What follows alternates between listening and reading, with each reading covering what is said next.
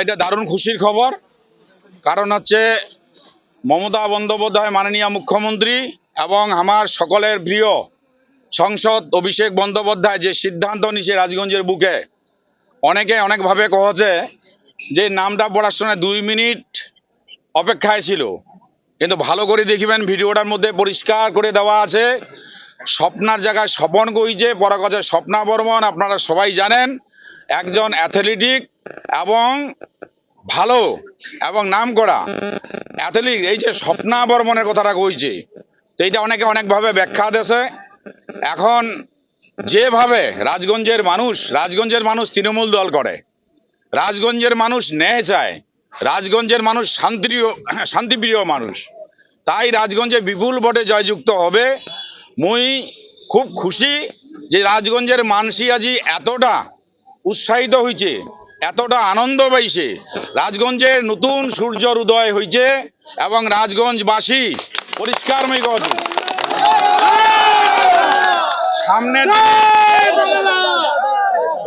সামনের দিনে রাজগঞ্জবাসী আজি যে খুশি, এই ঋণ আমার শোধ হবে, এই ঋণ আমার শোধ করিম জ্যাং করি হোক, আমা দিদির ঠে যেভাবেই হোক আমার রাজগঞ্জবাসীর অনেক অভাব আছে, আমার অভাব পূরণ করিম এবং রাজগঞ্জে একটা সুন্দর পরিবেশ, সুষ্ঠু পরিবেশ আমরা আগামী দিনে তৈরি করিম, যাতে রাজগঞ্জের মানুষ ভালোভাবে ভাতৃত্ববোধের মধ্য দিয়ে থাকিবা পারে।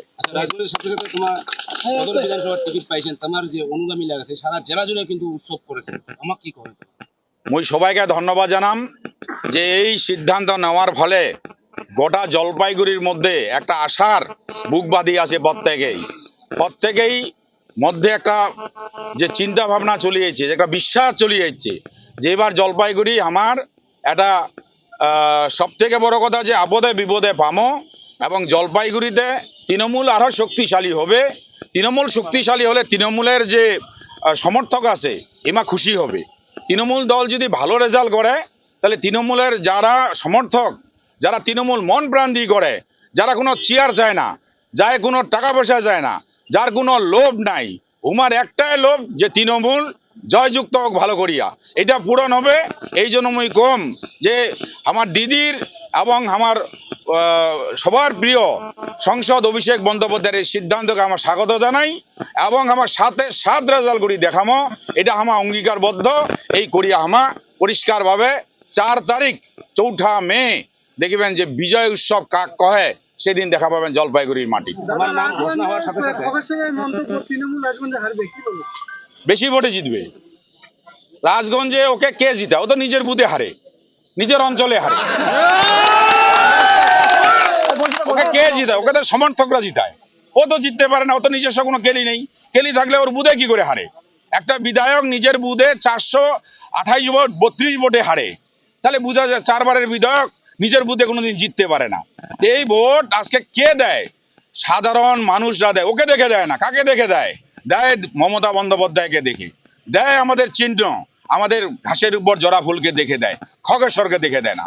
খগেশ্বরের আজকে যদি দেখে দিত তাহলে নিজের অঞ্চলেও হাঁটতো না, নিজের বুথে হাঁটতো না। আর 19-এ ওর জন্য আমরা ওখানে 8টা জিপিতে আমাদের পরাজয় হয়, দারুণভাবে পরাজয় হয়। সেই পরাজয়কে আমরা উত্তীর্ণ করি। আমাদের সদর বিধানসভার যে 2 মানে সদর যে আমাদের সাংগঠনিক ব্লক 2 এর 4টা জিপি 11,600 ভোট লিড দিয়ে ওই বিধানসভাটাকে আমরা রক্ষা করি। ওর বক্তব্য লেকচার আমরা শুনবো যে ও জিতায় নিয়ে আসে, বেশি ভোটে জিতবে। মানুষের দেখতেছেন উচ্ছ্বাস কিরকম, মানুষের কিরকম ভাবে দেখতেছেন ভালোবাসা, আবেগ। আজকে সবাই এখান থেকে ছুটে আসছে, দেখতেছেন যে কি। আর যারা ওর পিছনে কালকে ছিল সবাই আমাকে ফোন করে বলতেছে, ওর সামনে বলছে পদত্যাগ, পিছনে বলতেছে বাস। সব ফোন করে বলতেছে। আমি বললাম কি ব্যাপার, এখানে চিল্লাইলা, এখন আবার আমাকে ফোন করতে দৌড়। ওটা বলছে আমাদেরকে বলতে, তাই বলছি। আমরা কি ধরে তৃণমূল ছাড়ি নাকি? হ্যাঁ 48 ঘন্টা কেন, 48 বছরও হবে না।